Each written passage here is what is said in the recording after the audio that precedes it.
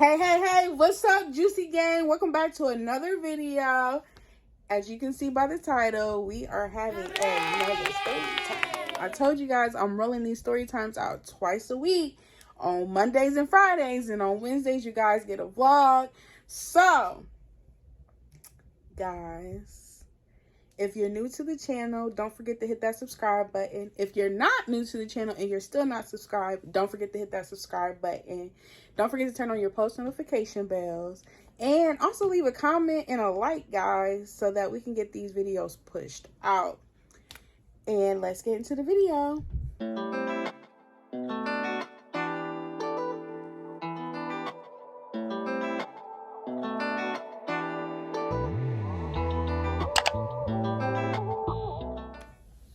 So guys, by the title of this story time, I am going to be talking about the time the girl in my dorm was possessed. So at this time, I was going to, I don't know if I'm allowed to tell y'all. I mean, I'm just going to tell you. So I was going to college. This was before I started community college. I went to a university that was out of town for me. So it was probably about like an hour and a half away from where I lived. So we're going to call the girl that was possessed, we're just going to call her, Fire. And we're going to call her Fire because she had red hair, okay? And then we're going to call my friend that went to my college with me, we're going to call her Twin, okay? So, Twin and I, we were always like, we were lame in college. Like, we didn't go to parties. We went home every weekend. If I was going home, Twin was going home.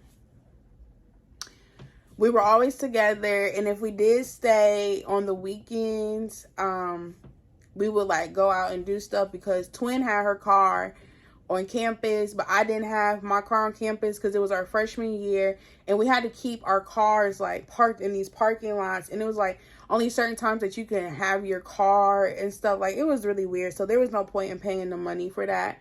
But I'm glad that Twin decided to do that because it got us away a lot of days that we had to stay on the weekends. So I was in Twin's room in her dorm. We were all in the same dorm. So let me tell you guys. So for our dorms, we were in a dry hall. If you don't know what a dry hall is, like, that means no alcohol, no drug abuse, like none of that. Like, there's no tolerance for that. It's a dry hall. And the dorm that I stayed in were healthcare professionals. So everybody was like in some type of healthcare, was in some type of healthcare major or something like that. So most of the most of the students on my floor and in my dorm in general were nurse majors, pharmacy majors, biology majors, like something that could go into healthcare. So at this time, it was like later in the night, and I was in Twin's room, which was normal. Like, we would literally be together all day unless we had class or until it was time to go to bed. So I'm in Twin's room. We watching TV or whatever. And next thing I know, not next thing I know, but I had to go pee.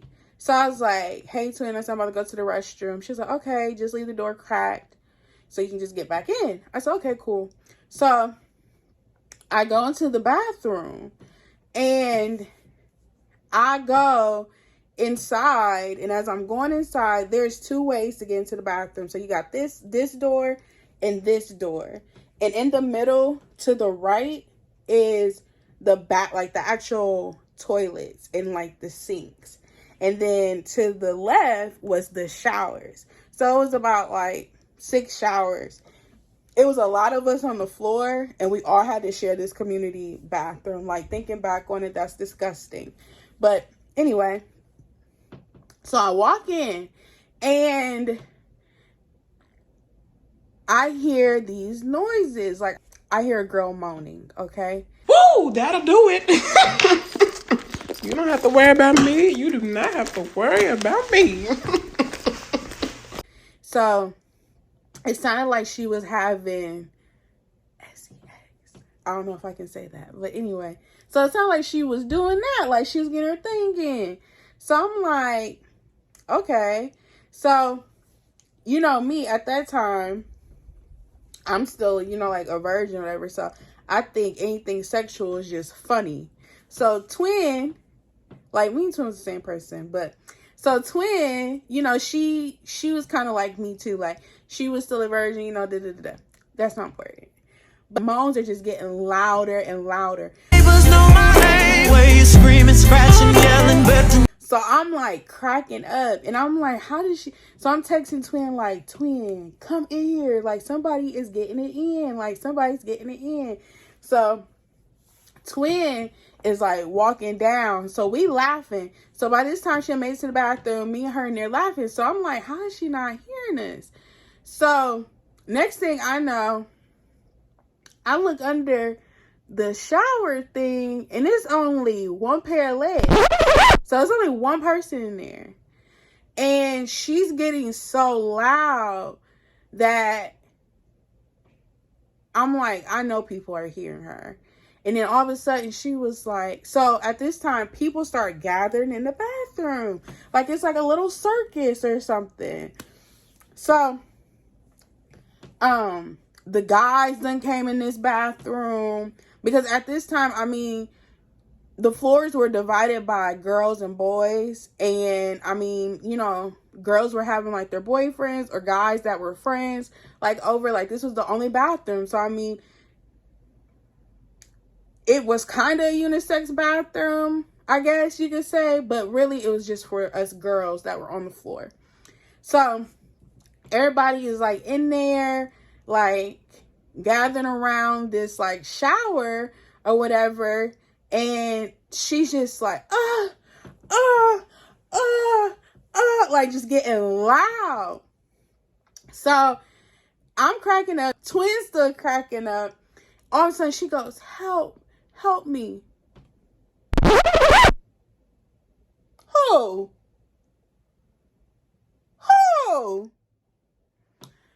I walked myself right onto that stall. When she did that, oh no, it's time to go. Because what you mean, help me? You just in here moaning. So I go to the bathroom. I'm in there using it. By this time, she's like, help me, please, somebody help me. And the RAs ended up coming in by this time because she's just gotten this loud. Like the whole floor, like it was like the whole floor was in the bathroom at this time. So the RA is like, is she in there by herself? Is there somebody in there with her? And we're like, she's in there by herself. So everybody was making jokes and stuff before the RA came, like looking under, like, hey, she up in there getting it. Like, she in there getting it herself, you know. So then so when the RAs came in there, they had said something to her like, are you okay? Like, are you okay? And she was like, help, please help. So then the RA pulls back the curtain. She's in there and she has her whole fist in her hand inside of her. What the fuck is that? What the fuck is that?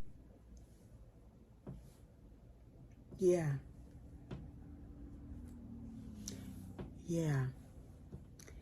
And she's like, help me, please.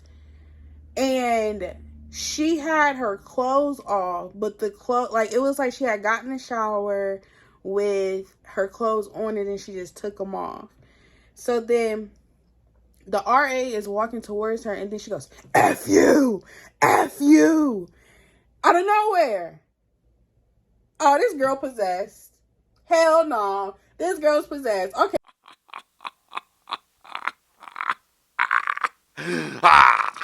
Okay, this is not funny no more. I'm about to go ahead and go.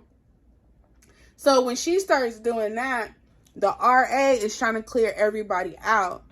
Well, it was this one girl that wanted to be a Captain Save, and I think her and Fire were friends.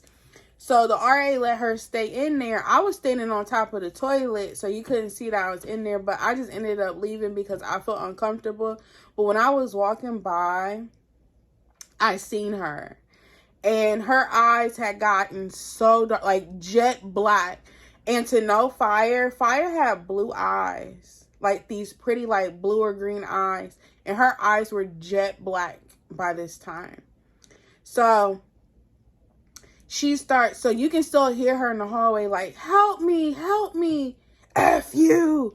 And she just keeps going back and forth. And then she, like, in the middle, she's like, I'm so sorry. Like, she was possessed. Like, she had no control over herself. So at this time, I'm sitting in Twin's room or whatever, and we're still hearing her do all of this. So Twin was like, hell no, I'm going home. No, I'm going home this weekend. Because usually if I decided to go home, Twin was going home. But Twin didn't have classes on Fridays. I had classes on Fridays. So she would leave on Thursday nights or Thursdays when her last class was over. So she would have been out of there, but I had planned on staying that weekend. And when that happened, I was like, call my dad. I don't have a car. So I'm calling my dad. I said, Dad, it's some girl here. She's possessed. I don't know what's going on. I said, can you hear her? So my dad's on the phone. My dad can hear her on the phone. By this time, I'm in my own dorm room. And my dorm room was like the furthest away from the bathroom. And my dad was like, is that her? And I'm like, yes, that is her. He was like, Jazzy, I can't come get you tonight because my dad commutes from work. And he commutes from work and home or whatever. And it's like a 2-hour drive. So it would have took him forever to get there. And then on top of that, I still had classes Friday. So he was like, Jazzy, I can't come get you tonight. He was like, I think by this time he had just got home. He was like, but if you get too uncomfortable, he said, I'll make the drive. He said, but I'm just super tired and I don't want to get on the road like this, which I understood, you know. So she's in the bath. So the girl is still in the bathroom, like just doing all of this other stuff. So I ended up hanging up with my dad or whatever. And he was like texting me throughout the night to make sure I was okay. So I had called my stepdad because I'm like, she's possessed. I need to talk to somebody that really knows God. And my stepdad, he knows God. I know God, but my stepdad knows God, you know? So I'm like, so I called him and I'm like, hey, Pops. I was like, there's this girl and I'm telling him about her eyes. I'm telling him like what's going on. So by this time, we figured out that this girl is tripping on Molly and acid. This is a dry haul. And this girl had like, so she was in school for like a certain degree. I don't want to give out this information because I don't know like if I can get in trouble for it. But she was in school for a certain degree. And for this degree, you had to basically apply to, so you apply for your major and then you apply to get into the major, okay? So for what she was going to school for, she was contingent. So she didn't have to apply to get into the major. She automatically had a chair because she was that smart. Well, book smart, guys. Because she was that smart, she wouldn't have to apply to actually get into the school. So the paramedics ended up coming and she was doing the same thing to them. They had to put her in a straitjacket and they finally got her out of there. And the friend that was helping her, she had scratches on her arms from trying to help the girl because she kept like transitioning like from help me, I'm sorry, F you, help me. Like she just kept transitioning. So as I'm talking to my pops, I'm like, Pops, I don't know what's going on with this girl. I'm explaining to him that she's on, you know, Molly and acid and da-da-da-da. And we are, we're a religious family for the most part. Like, we're not like, you gotta be, you know, like, we're not like that. Like, we don't force our beliefs on people. But we are a very religious family. So when I was telling him about that, I was like, I don't know what's going on with her, you know, da-da-da-da. So then he was like, well, you know, we believe in two worlds. Like, we got, you know, on Earth, whatever. He said, what's the other world that we believe in, Jazz? And I'm like demons, and, you know, things being demonic, you know. And he was like, exactly. He was like, it's like a demon inside her. That's not funny. But no, like, for real. Because he was like, at this point, like, it is like a demon inside her. Like, that's a whole nother world that she's in right now, and she can't get out, and she's trapped. And I'm just like, dang, like, that is, like, that's true. Like, that's true. So I didn't know what Molly and acid was, and Twins' roommate was explaining to me, like, the purpose of Molly and acid or whatever is to have a really, like, to have a trip. So, like, you'll think that you can fly. You'll think that, you know, you can do these impossible things that you can. So you'll think that you can fly. You'll think you can do all these things that you really can't do. You'll think you're on clouds. You see lemonades in the sky. I don't know. She was explaining this stuff, and it just seemed crazy. Like, who wants to do that? So while this is all going on, she was screaming a certain name. She was moaning a certain name when she was moaning. And we knew who the person was. I didn't really know him, but I knew of him. And he was in our hall too. He was in our dorms too, but he was on a different floor because he was a guy.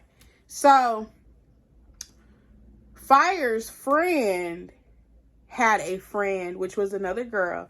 She went looking for this person because she knew that's who gave Fire the acid and the Molly. And she went and tried to confront him. Like, girl. And we all knew that Fire was messing with this guy. But girl, if he don't care about somebody that he's having relations with, what makes you think he cares about you? Like, what if he would have slapped you? He could have did anything to you. Like, anything. And she was like, why did you give him that? Why did you give her that? Da, da, da, da, da. That's a whole nother story. But the guy literally just looked at her like, I don't know what you're talking about. Like, he was unbothered by it. He was unfazed by it. And it was just like, but that wasn't her business. And I don't know why she went and confronted that man, because you don't know what that man can do to you or gonna do to you. I mean, we in healthcare majors. You know how people can kill you without a trace and everything. Like, that stuff is serious. But anyway, so then they take her out or whatever. And why the next day she was right back in the hall, but she was downstairs in the lobby. I was going to class. I'm texting Twin like, Twin, she's downstairs in the lobby. Twin said, what? I said, yes, Twin, she's down here in the lobby. We all know that if you are in a dry hall and you're caught with any kind of alcohol, any kind of substance, any kind of drug, like, you're done. Like, you don't get to come back into this hall. And she was supposed to lose her contingency for her major.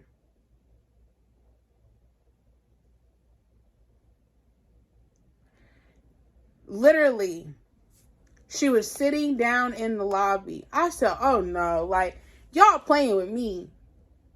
So I think like so my dad ended up coming to get me. I had left and I had went home. When I came back, they said that she was gone. She had packed up all of her stuff. But y'all, why did she get to come back? She got to come back a month later. And to this day, we all think that her parents had hella money and paid them off to let her come back. Because she didn't lose her contingency. And she didn't have to move out. Like, she was gone for like a month, if that. And she came back and she got back in her hall. Like, she got back in our dorms and everything. But y'all, that was some scary stuff. I don't see why people like to do stuff like that. But that's not my business. It's not meant for me to understand. But yeah, y'all, that was the time that the girl in my dorms was possessed. If you like this video, don't forget to hit that like button. Don't forget to leave a comment. And if you're not subscribed, go ahead and just subscribe, y'all. Like, we're doing story times. We're doing vlogs. Why wouldn't you subscribe? It's lit over here. Like, come on. But yeah, guys, thanks for watching. See you guys in the next video.